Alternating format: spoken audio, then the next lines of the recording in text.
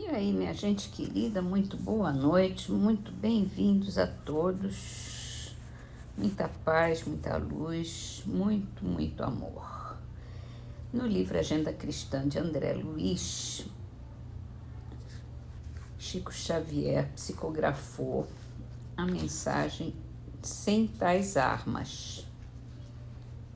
E ele diz assim: sem trabalho digno, o tédio apodrecerá suas energias.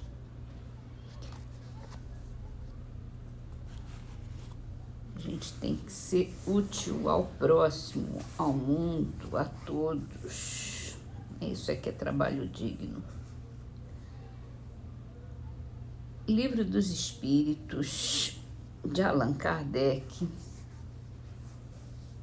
com a pergunta: como se explica que tantos filósofos, antigos e modernos, durante tão longo tempo, tenham discutido sobre a ciência psicológica e não tenham chegado ao conhecimento da verdade?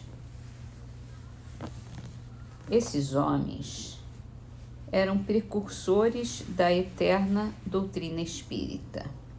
Eles prepararam os nossos caminhos.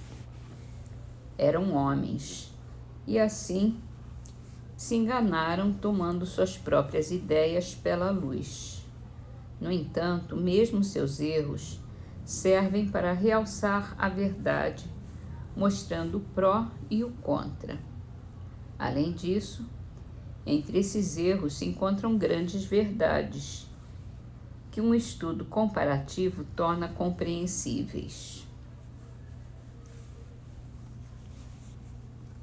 E eu acho que ainda continua assim. O homem, cada pessoa, né, encarnada tem uma visão limitada da realidade, digamos, da realidade principalmente espiritual. Por isso, difícil aprender as verdades da forma como devem ser vistas, né? E assim vamos para o livro O que é o Espiritismo, na pequena conferência espírita entre Kardec e o padre.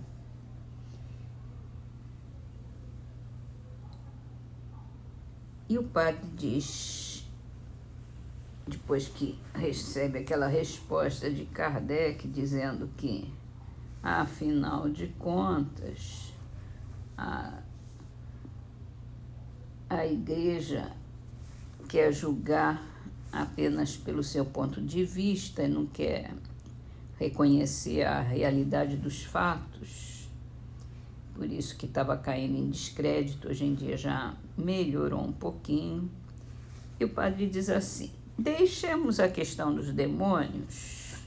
Bem sei que ela é diversamente interpretada pelos teólogos.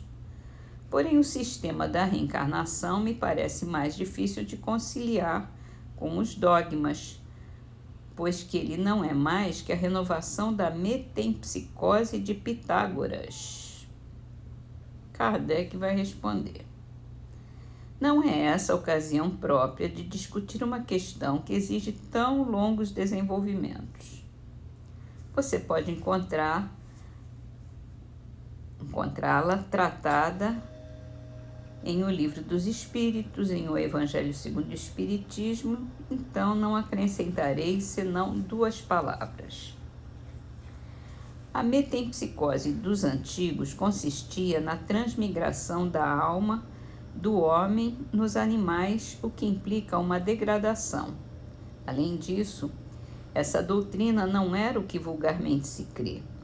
A transmigração pelos corpos dos animais não era considerada como condição inerente à natureza da alma humana, mas como punição temporária.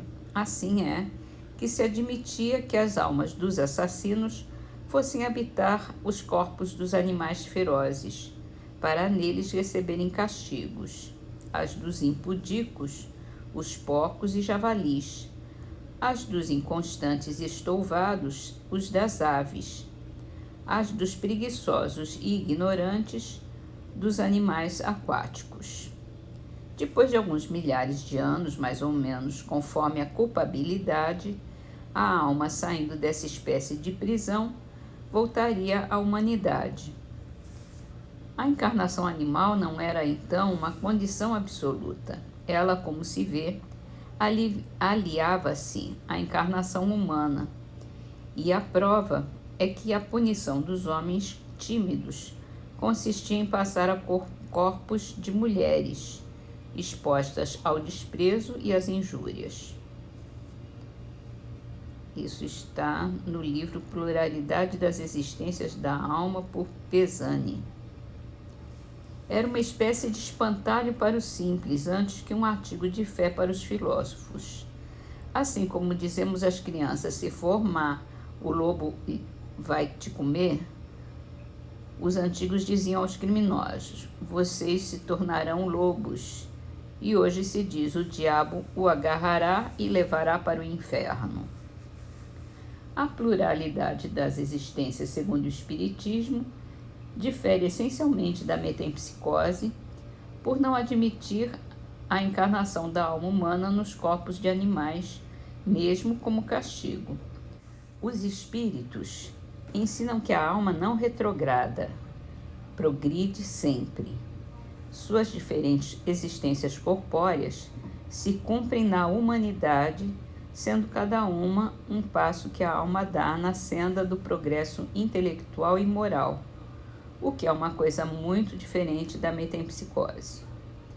Não podendo adquirir um desenvolvimento completo em uma só existência, muitas vezes abreviada por causas acidentais, Deus lhe permite continuar em nova encarnação o que ela não pôde acabar em outra, ou recomeçar o que fez errado.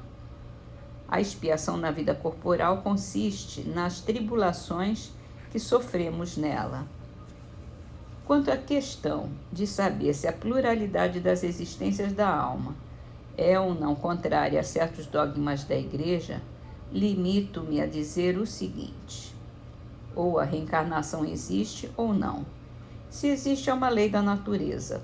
Para provar que ela não existe, seria necessário demonstrar que vai de encontro não aos dogmas, mas a essas leis, e que a outra mais clara e logicamente melhor que ela, explicando as questões que só ela pode resolver.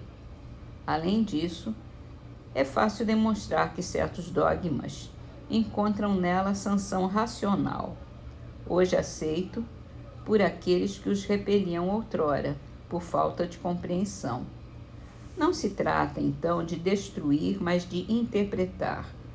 É o que, pela força das coisas, será feito mais tarde. Aqueles que não queiram aceitar a interpretação ficam perfeitamente livres, como ainda hoje o são, de acreditar que é o Sol que gira ao redor da Terra. A ideia da pluralidade das existências se vulgariza com pasmosa rapidez em razão da sua extrema lógica e conformidade com a justiça de Deus. Quando ela for reconhecida como verdade natural e aceita por todos, o que a Igreja fará?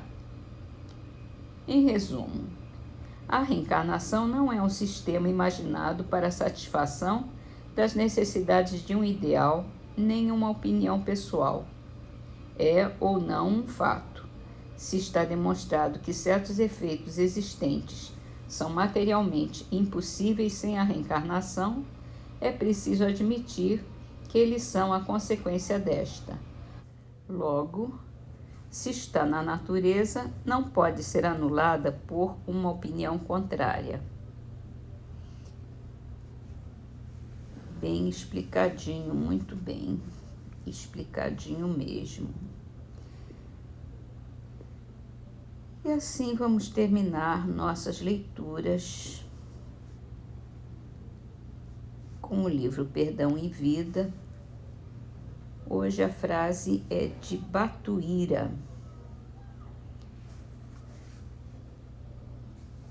com a psicografia de Chico Xavier também.